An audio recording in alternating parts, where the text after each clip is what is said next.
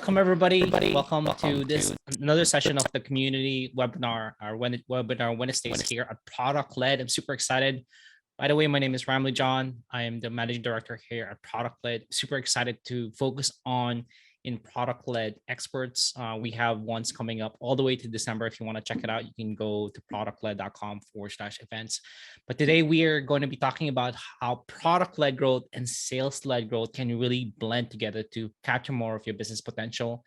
I know one of the misconceptions I hear over and over again is it's product led versus sales led. And I hope if you've been attending some of our webinars, you've been checking out our content here at productled.com, you're seeing that they can really work hand in hand together. And that's where today's webinar is really going to be digging in. I have Claudia. She is the e-commerce product strategist at Verifone. Hey, Claudia. And hi, nice to meet you. Yeah, and she'll be really digging into this. If you have any questions, just chime in the chat, but I'm going to pass it off to Claudia now to take over. And we'll be sharing out the recording of this to everybody right after. And once again, if you have any questions, feel free to share it in the chat. We can take a look at it later on. Awesome. Claudia, you can take over. Thank you. Thank you, Ramli, for the introduction.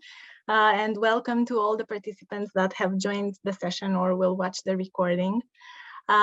Product-led growth is a concept that a lot of us are familiar with, where the past few years have shown an intense conversation around how companies can embrace this model, benefits, strategies, risks, and so on. So in combination with a lot of content around this topic, we've also been exposed to defining what sales-led growth is, a lot of the times as a comparison or even contrasting point, meant to underline even more the benefits of growing your business in a product-led manner. Reality has shown that these two concepts are not meant to be exclusive. On the contrary, each of them complements the other, of course, if applied and matched at the right time in the customer life cycle.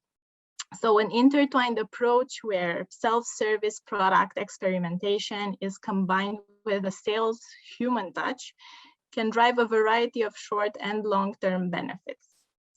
This is the very topic of our webinar today, to go through the benefits and shortcomings of each of these approaches, and then look at how to best combine them to maximize the potential of your business. In the first part, we will go through a short description of what sales-led growth is. Chances are high that most of us here are already familiar with this concept, but it's always a good opportunity to do a quick refresh. Then we are going to look at the traditional fit criteria for an SLG approach, while also identifying those areas where it can fall short.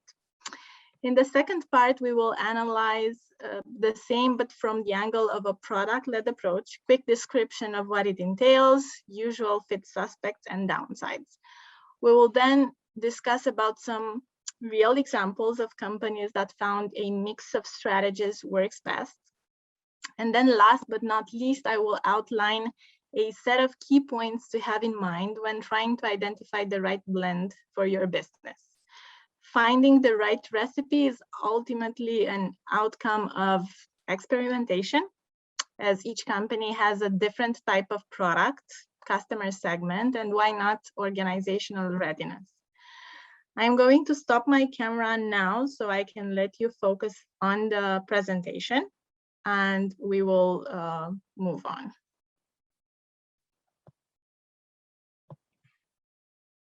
Okay. So let's begin with a quick overview on SLG. So what is an SLG approach?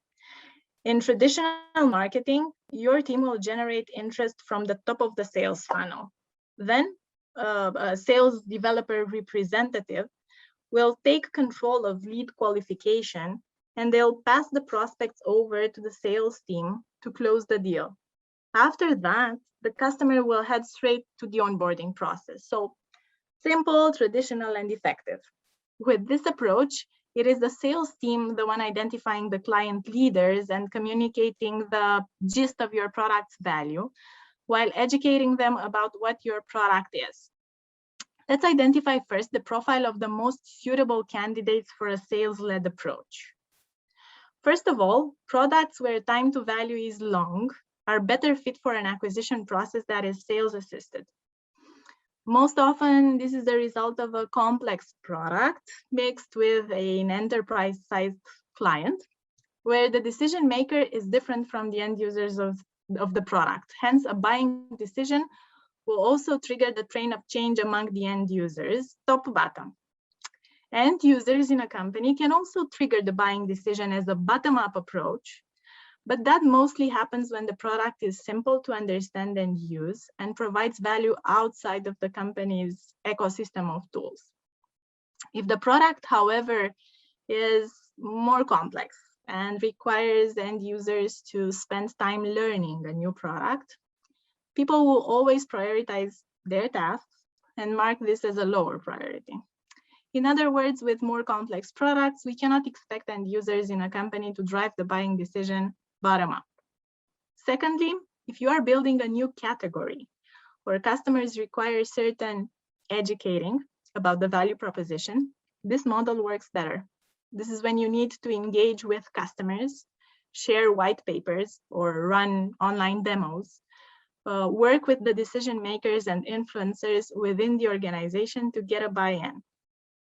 Last but not least, if you are in the initial phase of launching a product and you would like to earn revenue before building a self-service education channel or product analytics to measure usage and collect feedback, hand-holding the first customers becomes important.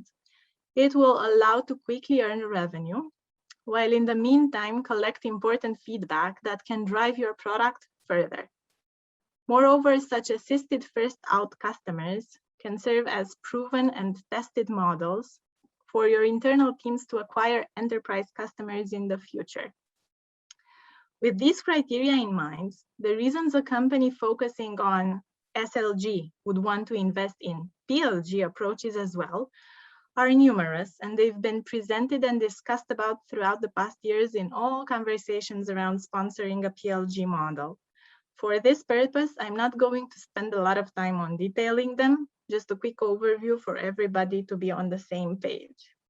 First of all, a wider top of the funnel. That means more customers will try out your software thanks to a freemium pricing model or free trials if you're offering that.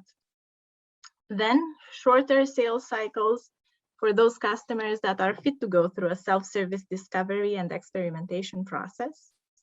Of course, lower customer acquisition cost as human intervention required to convert leads to clients is limited.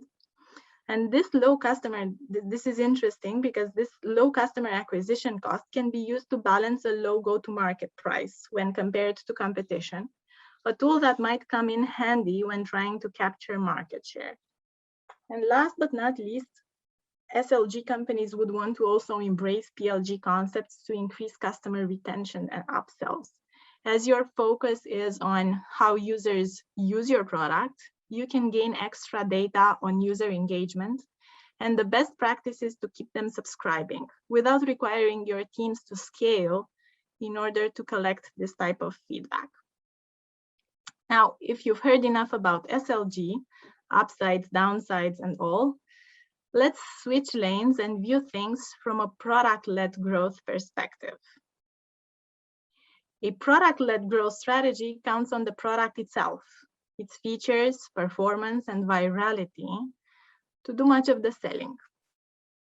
To put it concisely, PLG is a strategy through which your end user product experience is the primary driver of growth at every stage of the funnel. It starts with building a great product that users love and empowering those users to progress through acquisition, conversion, and expansion, while reducing dependence on high-touch interactions. A simple example of such an approach is where you would allow users to experience a product for free with the intention to show enough value to encourage them to upgrade to the paid version and also spread the news to other people. So who are the natural candidates for such an approach? First of all, it is important that the users of your product have direct buying power, or alternatively, have significant influence over buying decisions. They can be consumer clients, and this is the most straightforward approach, as they do not rely on others to try out the product first and then decide.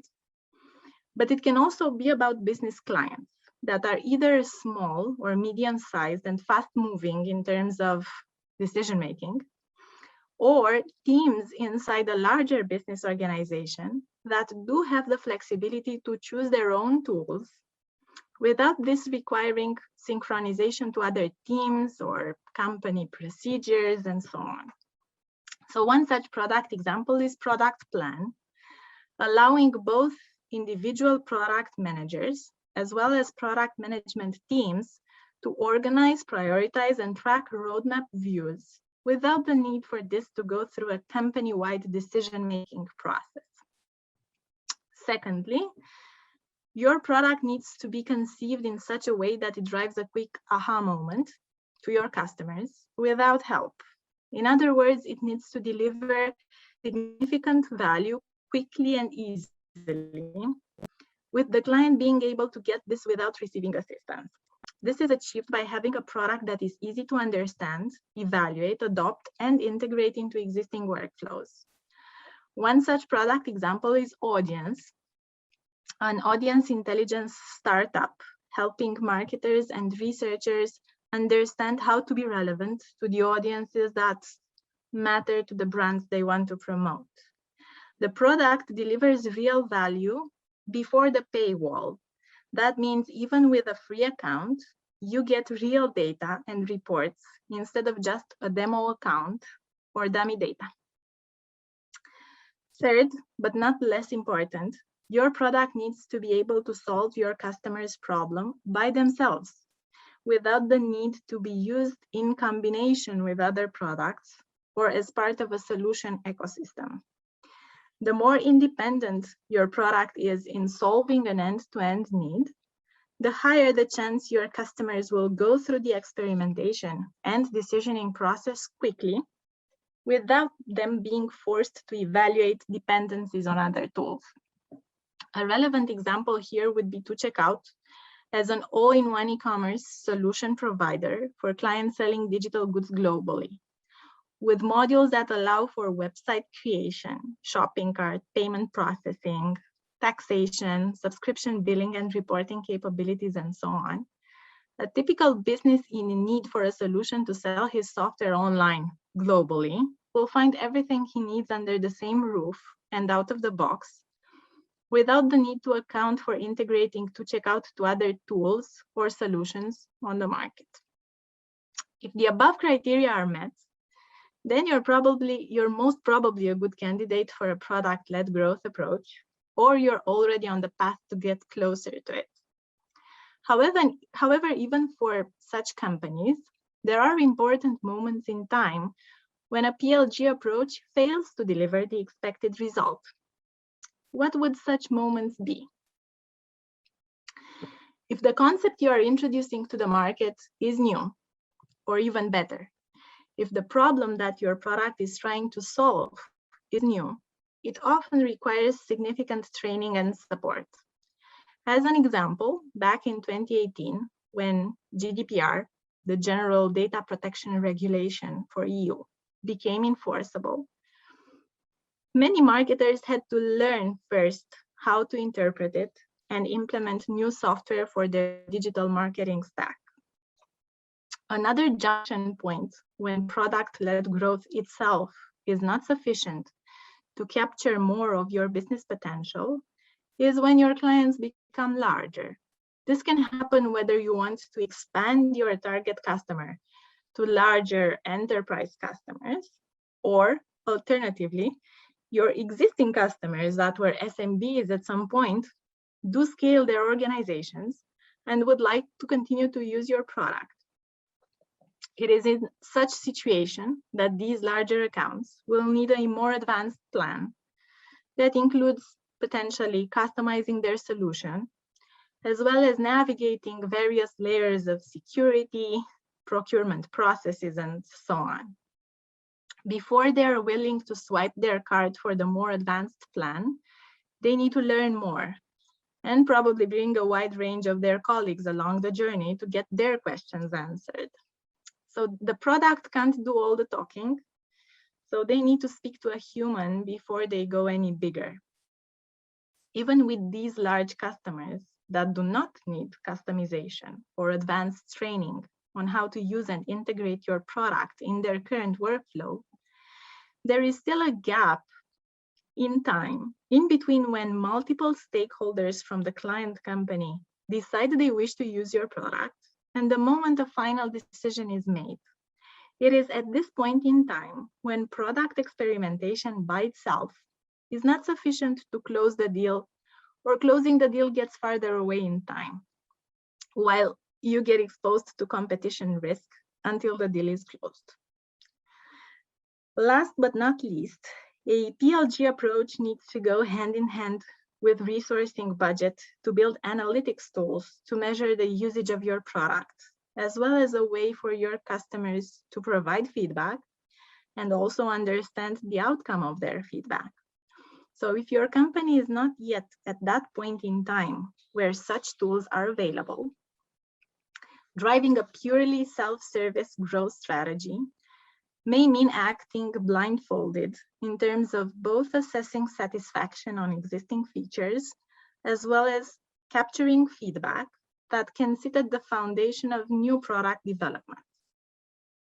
Now, acknowledging those characteristics of your business, product, and targeted customers is essential in driving either a product-led or a sales-led growth approach.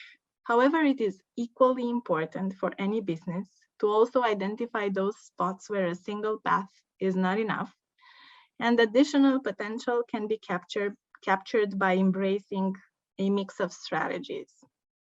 Doing that is not a theoretical advice sitting on a white paper or in a webinar. Rather, we see real examples driving this. I've mentioned before about Audience. This is a company that is in the throes of transitioning to a PLG approach right now. Although they started off as a self-service tool for community managers and small agencies, Audience transitioned to a B2B sales model years ago. Their core product has been a sophisticated solution with a higher price point, and every customer had to go through a sales process to buy the product. Recently, they decided to move to a product-led model. To what purposes? Well, for all the well-known reasons: increase the reachable prospect base, reduce the cost of acquiring new leads, but also be disruptive in a market where all competitors ask you to go through a complex and most often paid process in order to get a first taste of how the product works. The first set of changes they did were around a frictionless sign-up journey, a clear pricing model, and a very simple online checkout process. Their focus now is on constantly improving the whole customer journey phase by phase. They've started with activation rate, followed by feature adoption, conversion, and finally, product virality. As they say, it's an ongoing process. Measure, identify, fix, and measure again. So far, there's nothing strange about their transition to a PLG model. However, it is key to outline the fact that Audience is not dismissing their direct sales channel, rather uses the benefits of a product-led strategy to wrap around and make the sales process more efficient. After users sign up to use a free version of the product, Audience has set up a process to qualify these new leads based on how they are using the product and their firmographics, such as company size and location. These product qualified leads are split based on their type, to either going through automated nurturing campaigns or to the sales team to pick up and close the deal. What is the outcome of such an approach? Well, first of all, they are not leaving money on the table. Those product qualified leads that stand lower chances to move through the funnel by themselves get assisted by the salespeople that handhold them into covering knowledge and understanding gaps, pricing, and product customization. Moreover, the sales team is happy and more efficient as they engage with clients that already have a good understanding of the product and had a grasp of its value. From there on, the conversation gets more specific onto identifying remaining pain points, and thus the process is shorter. It gets the sales team to use more advanced, deeper knowledge and consulting skills, which the sales team is very happy about, by the way. Looking from the other perspective, sorry for that. So looking from the perspective of traditional product-led growth players, things are not black or white either. Reality shows us that most successful PLG companies actually do have a massive sales team. In 2017, sales accounted for 25% of headcount at the average PLG business. Since 2017, sales headcount grew by an average of 45% year on year for public PLG businesses, compared to an increase of only 33% non-sales headcount. Today, salespeople represent about 30% of the employees at Slack and Dropbox, and about 45% of the employees at Zoom and Datadog. Let's look at Slack. As they convey in their statement reports, to acquire new paid customers and increase adoption within larger organizations, we utilize a direct sales organization that complements our self-service approach. Our direct sales force leverages Slack champions and proofs of concept developed through self-service adoption. We combine this bottoms-up demand with direct sales efforts targeted at C-suite executives and business unit leaders. In other words, our sales team is focused on upsell, not new customer acquisition. Atlassian has a similar approach. Chris DeVilder, the global head of sales strategy and operations at Atlassian, says large enterprise customers at some point in their life cycle want to have a direct engagement with the PLG company to remove certain blockers and to ensure they are maximizing value from the product. This turns out to also be a massive revenue upside opportunity for PLG businesses in general. Dropbox and Frame.io are also examples of companies that used PLG to build their initial user base and then brought in B2B sales to drive expansion revenue. Frame.io's video collaboration tool focused on serving customers for 3 years before they built out an enterprise sales motion and used a Series C round to formalize and expand their efforts to move up market while continuing to invest in product tracks. And last but not least, Zendesk. On top of engaging with those large clients that need handholding, sales is also needed for getting new products across, even to those early and small customers. In the recent years, Zendesk built out an entire product suite, including everything from live chat to robust analytics offering. Over a very short period of time, they essentially went from offering 1 product to offering 7. They discovered that while most of their early customers understood how to use Zendesk for customer support, they weren't able to fully utilize the entire suite of new products on their own. Zendesk recognized the opportunity to educate the existing customer base and took advantage of it by bringing in sales to focus on expansion revenue, even for these smaller customers.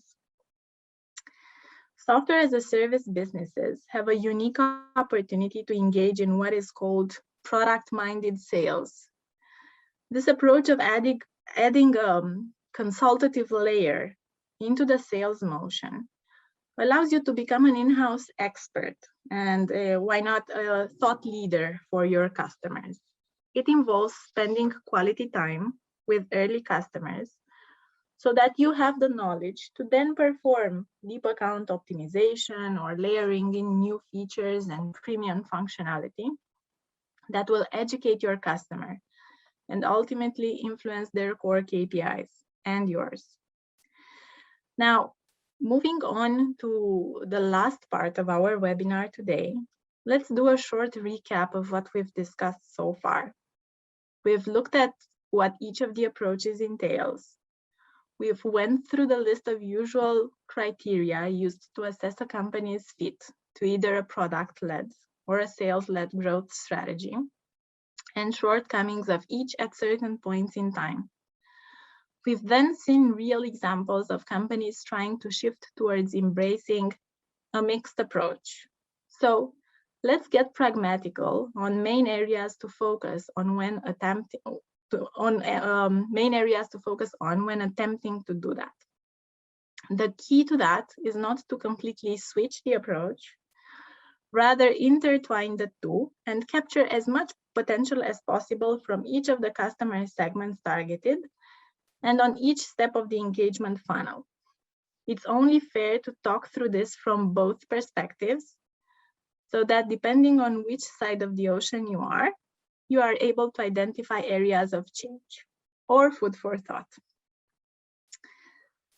So if so far you've gone through the traditional sales-driven approach, ways to achieve growth by letting the product itself drive this depends first of all on who your customer segments are. For B2C companies, where the end users of your product are also the ones taking the buying decision, shifting to a PLG approach is more, let's say, straightforward, or at least it has been described at length for the past few years. First, you need to define the hook. In other words, you need to be very good in understanding the value that you bring.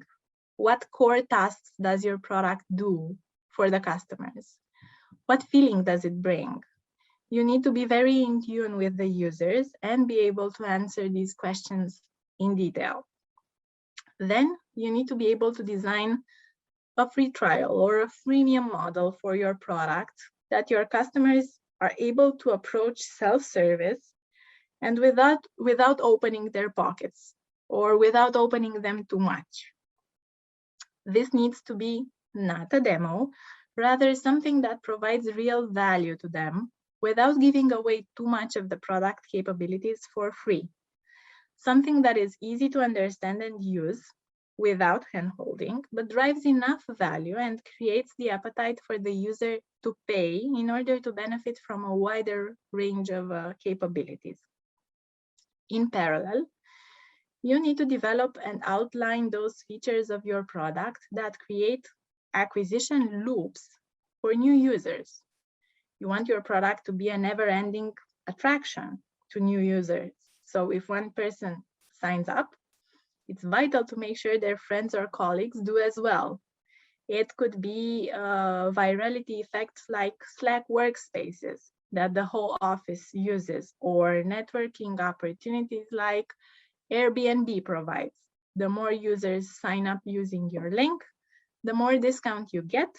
So you actually make an effort to advertise the service to your network. But also you need to ensure the appetite from existing users increases as they use your product, driving them to upgrade to richer and more revenue-driving price plans. To achieve this, the distinction between product packages needs to be clearly outlined in terms of additional value users get by upgrading, as well as clear pricing and path to get there from an onboarding perspective. Blurry limits between various product plans or complex steps users need to go through to move from one plan to the other will not incentivize them to move upwards and use more of your product. Last but not least, it is highly important that you have the right tools in place that allow you to view how the users interact with your product, how much time they spend to understand its capabilities, how many of its features they use and how frequently, or what is their usage pattern in time, and so on. In this way, you'll be able to be better in sync with how they perceive value, what goes well, and what are the friction points you still need to spend effort on improving. We need to bear in mind that the above is not an exhaustive list of key things you should focus on, rather the most common areas that companies look into when trying to sell while capitalizing on the sales potential of their very product. Also, the above should not mean eliminating completely the sales function of your organization, rather leveraging it to capitalize on the achievements of a product-driven growth. Depending on each company and product, this can drive value in numerous ways. I'm just going to go through some examples. Analyzing how your users experience the free trial or freemium stage of your product, you may realize it started to appeal customer segments that were not previously part of your targeted ones. For example, a very viral messaging app that even the elderly people start to use. It may be very well that the potential to increase to this customer segment is significant, while product features are not quite tailored to also make it easy for these people to use it. So having a telesales team that identifies customers that are representative for this customer segment and reaches out to them will for sure constitute a very powerful means of capturing feedback, understanding outstanding pain points not addressed so far, and set the basis for further product development. At this point in time, sales will probably not capture much additional revenue, but they will for sure collect the vital input necessary for your product to be able to capture this revenue in the future, and maybe by itself. Another aspect where sales teams play a major role is around making sure the upgrade path you envision matches what your customers envision about the upgrade path. Outlining the delta of additional value and designing pricing in such a way that these would make users go to the next product plan by themselves is only one step of the journey. It most often drives a result below expectations, at least with the first round of experimentation. Identifying your most valuable customers in terms of how they use your product and anticipating their additional needs make it for a tremendous opportunity for a sales touch to contact these customers directly and discuss upgrade options. It will increase potential of not leaving money on the table, and most important, it will collect valuable feedback on what went wrong for them not to approach the upgrade path by themselves. For B2B companies, and I'm now referring to B2 large business companies, where the end users of your product are not the ones taking the purchase decision, shifting to a PLG approach may seem not as straightforward as for B2C. The good news is that there are two trends in enterprise software procurement that prepare the ground for the increasing viability of product-led growth, even in such companies. Firstly, there is an important shift away from central to decentralized procurement. So gone are the days when a single procurement entity was expected to know and understand the specific software needs of every person in their company. Companies are now increasingly giving their teams and employees more freedom to choose their own tools. This is leading to a massive increase in apps used per company, as shown in the graph. So compared to the same report from 2019, this is a report from 2020 that is showing on the slide. Compared to the same report a year back, these figures have grown by 50%. Secondly, the second strength that I mentioned earlier, McKinsey identified changing patterns in B2B software procurement driven by COVID-19. Enterprise software buyers and sellers increasingly embrace the new digital reality of remote procurement. Buyers have become used to buying software without face-to-face meetings, with digital self-serve and remote now being the dominant form of interaction. So how is this trend actionable for B2B enterprise companies that have so far approached a purely traditional sales model? In short, it means there is more chance you would be able to reach out to the end users of the enterprise company, convince them your product is valuable, and they will, in turn, convince the decision makers in their company to purchase the product. So what you would need to focus on is enabling such employees of these enterprise potential customers interact with your product without being handholded. Get easy access to a low but value-driving version of your product, understand it, not pay for it, or pay something that they are willing to pay in order to try out. If this step is successful and they see your product makes their work easier, more efficient, yielding better results, or helping them focus on developing the skills they value the most, you will have a large share of the enterprise buy-in. It is at this point in time that a sales team can come on top of this self-service experimentation driven by the employees of the enterprise client and do the necessary steps in order to close the deal. Your sales team will be able to discuss with a decision maker that already talked to people in his own company, knows and understands the value your product brings to his team, and most probably only needs to make sure future needs in terms of potential customization and pricing would be covered. Now, what about PLG companies adding sales? After a PLG company has a successful self-serve flywheel in motion, the sales motion is layered on top as a multiplier to the existing machine. With the self-service motion continuing as a standalone revenue engine, PLG companies invest in sales to become a two-engine machine, finding a more streamlined and elegant path to larger deals and customers. The fastest growing product-led growth companies discovered that a sales team can be a massive accelerator to a healthy self-serve growth business model. But sales teams at successful PLG companies don't look like sales teams at traditional enterprise companies.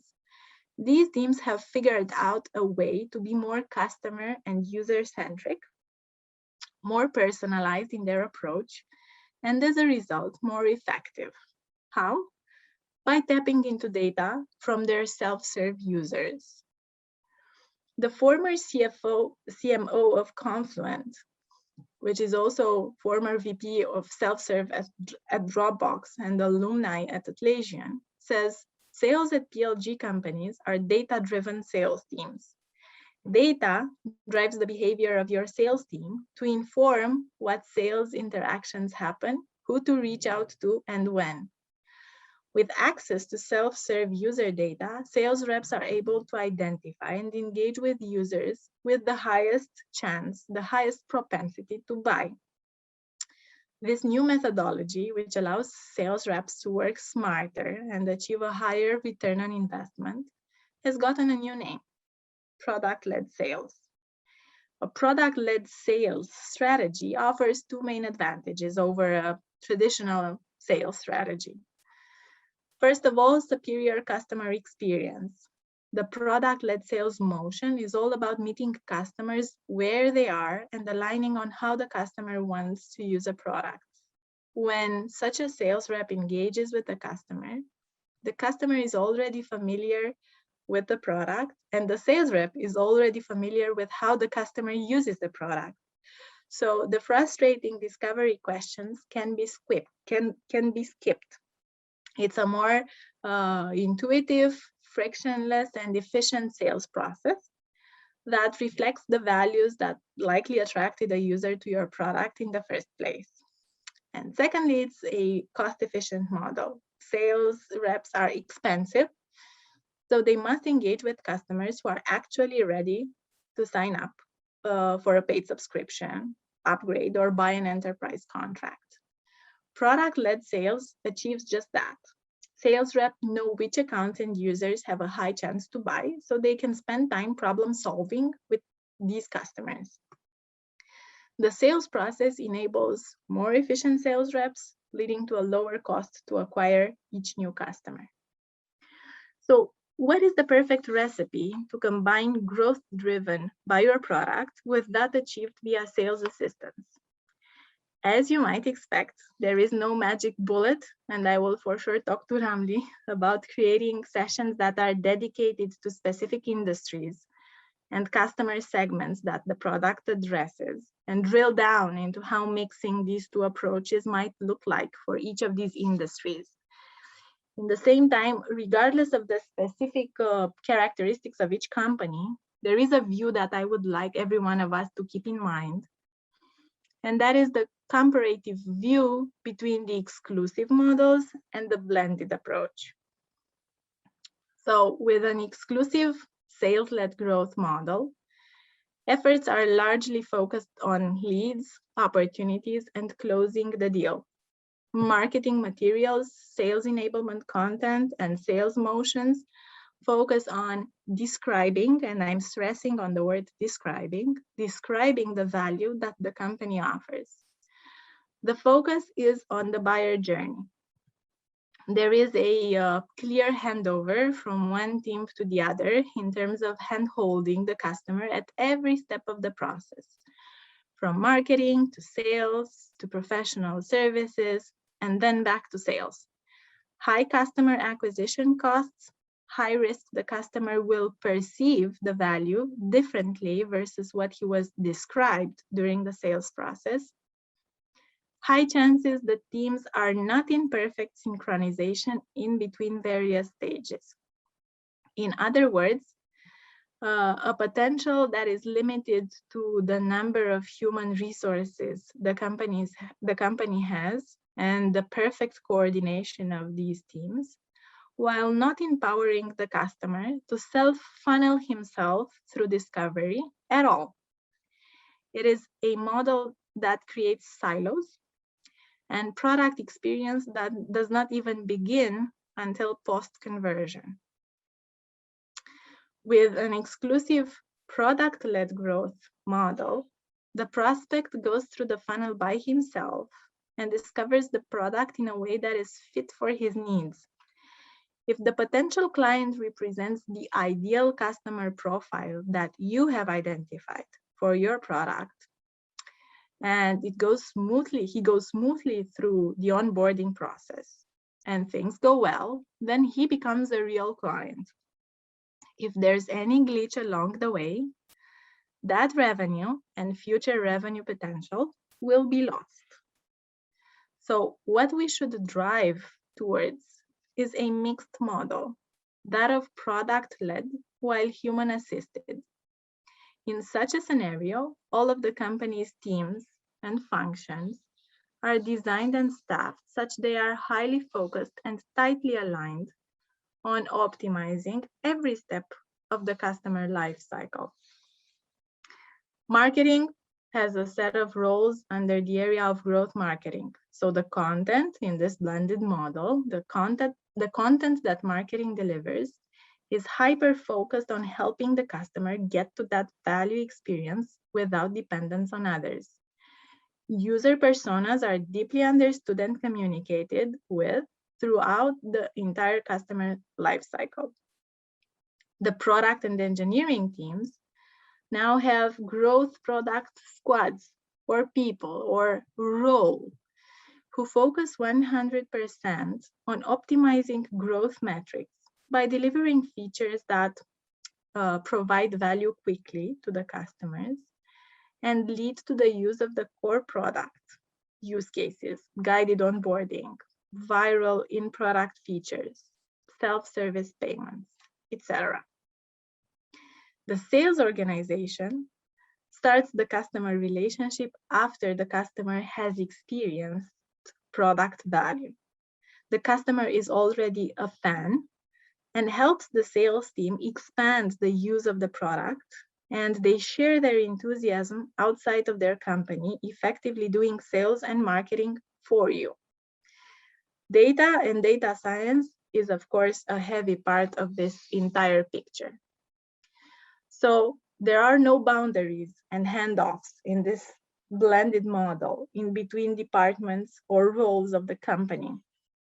The journey kicks off at a sign-up or a trial and clearly shows the overlap of responsibilities between sales, marketing, success, and product, who need to work in a very good coordination to orchestrate the product functionality, marketing messages, support content, and sales calls to ensure signups convert to paying and expanding customers, even with those customers that do not perfectly fit the ideal customer profile that you envisioned at the beginning.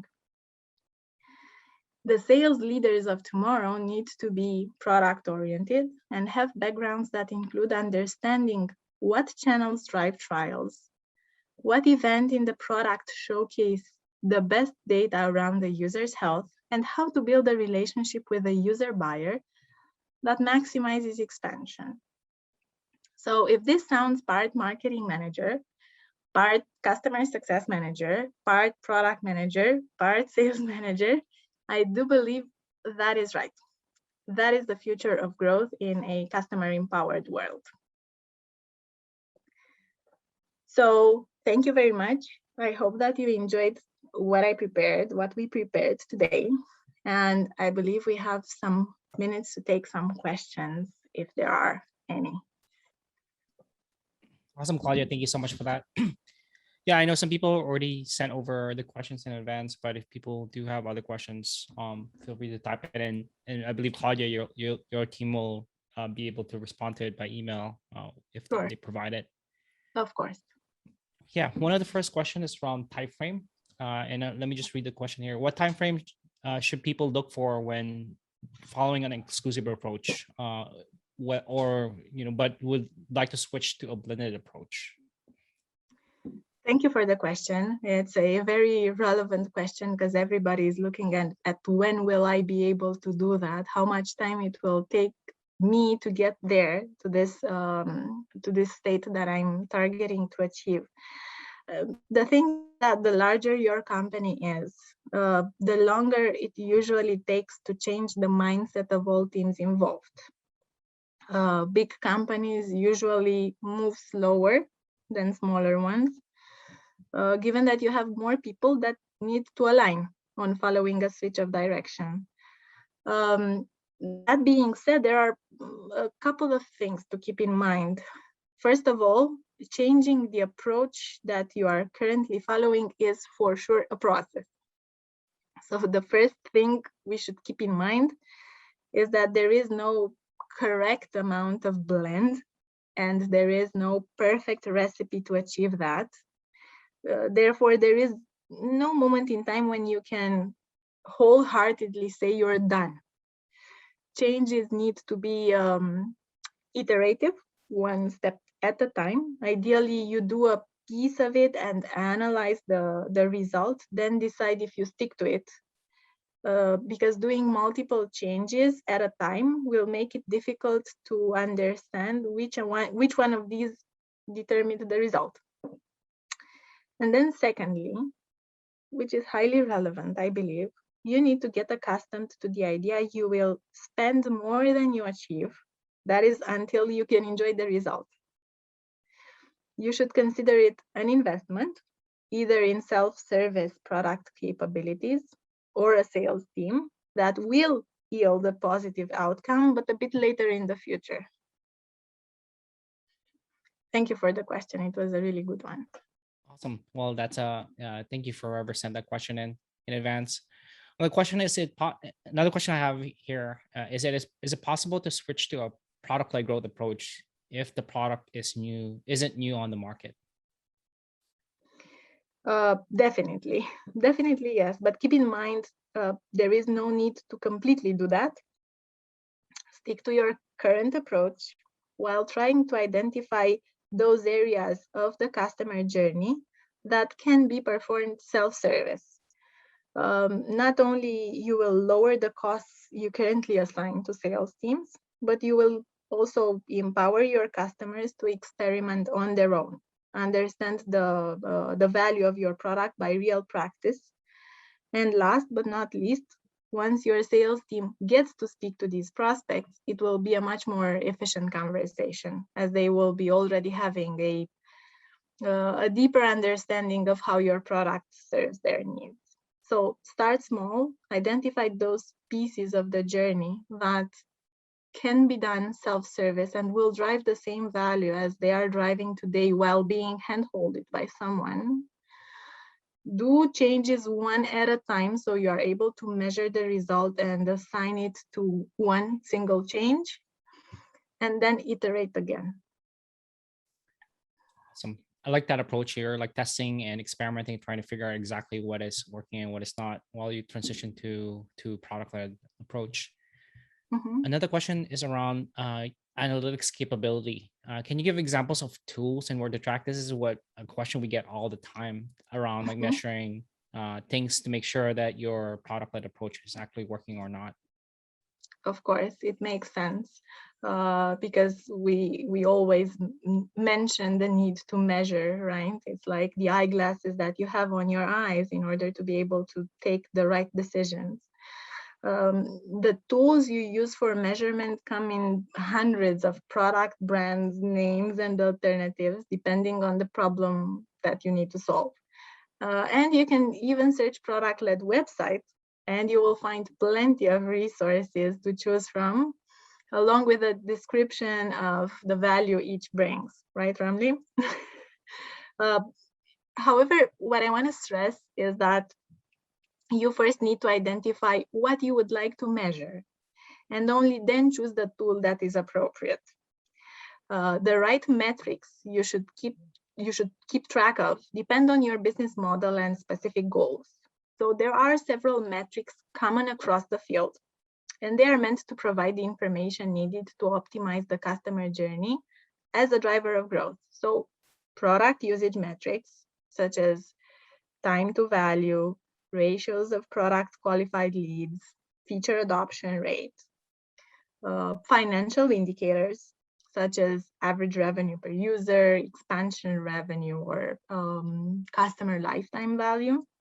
And then customer appeal metrics, such as customer satisfaction score, virality and network effect, and so on. These are certainly not the only numbers your teams will be tracking. However, these are like the most common ones.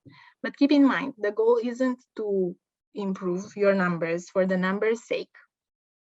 It's to leverage the data you collect to make better decisions and fuel growth by optimizing your customers' experience. Totally agree. I think figuring out what to measure first and then figuring out the right tools to measure that is definitely the right path. I think the danger in going the other way around and finding a tool is that you find that out that it doesn't work for you and you keep adding tools and it becomes like the spaghetti of different tools working together. So I totally am with you there. And that's what we suggest to a lot of folks as well. Or even more, you start using a tool before understanding and defining what you want to measure, and then you will limit the needs of what you want to measure to the capabilities of that tool instead of going the other way around. Awesome. I noticed we just have a question from the audience, but I'm going to get to it very quickly. Kimberly, I have one more question that was sent to me in advance. So what are your thoughts on using blended approach for SaaS startups? So in my view, a blended approach is the ideal way of capturing present and future revenue. With a startup, it gets easier to start the path with a blended strategy in mind. First, because it's a small team. And secondly, because you don't need to change a mindset, rather build it as such from the very beginning. Self-service product capabilities will help you widen the funnel of addressable customers without spending a fortune on human resources.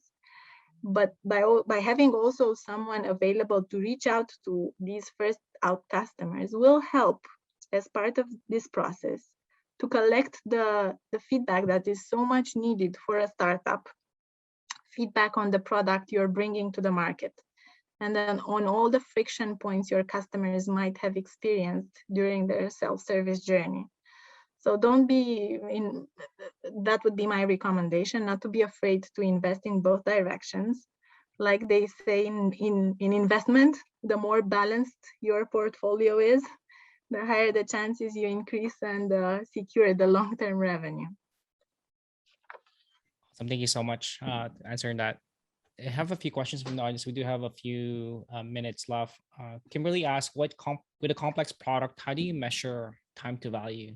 What are your suggestions around that? With a complex product, even complex products have multiple features, multiple capabilities, and nuances of problems that they are solving. So for these individual features that a complex product solves, getting to measure the time to value can be easier or more difficult. The key here is to have product analytics tools built inside the tools that you use, or tools that are integrated to what you're using, in order to measure what is the adoption rate of the features of your product. How many of the users that bought the product use the range of capabilities that your product can offer? And how often do they use those features?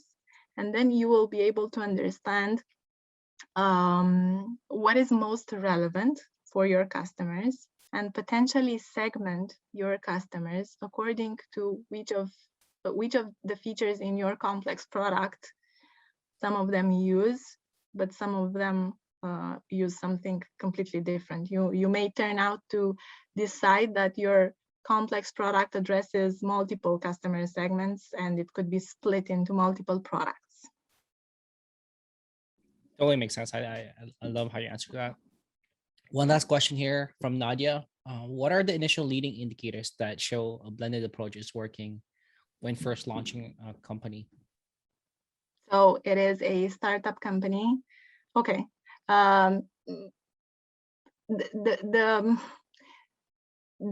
key here is to look at everyone that's onboarded onto the journey process of interacting with your product. So with a startup, you have access and you can spend time to evaluate every single customer or potential customer that started the path to understanding, learning, and using your product. So by doing this and by following their process, you can understand how long it took them from the very moment they found out about your product and visited the website or visited a social media web page, for example, until they signed up for a free version or a freemium trial. How long it took from when they signed up to when they actually started using something out of that free or freemium package. And also, most importantly, what were the customers that, or the potential customers that you lost along the way? So who out of these visitors did not sign up for that account? Try to identify what were the reasons for that. And even further on the path, they did sign up, but they did not use your product. So if they did sign up, you can reach out to them. You already have an email address, most probably. So you can reach out to them and understand what went wrong, what were the friction points, and what you can improve. But as said, I am a strong believer in nothing is perfect, everything can be optimized. So there is no moment in time when you can say, yes, it is working, I'm done with it. I love it. Thank you so much, Claudia. I think that's all the time we have left. Claudia, Yes. thank you so much for everybody here who attended. We'll be sending out the recording right after this. Super excited for all the stuff. We have another session coming up next week as well. So make sure to check out productled.com/events.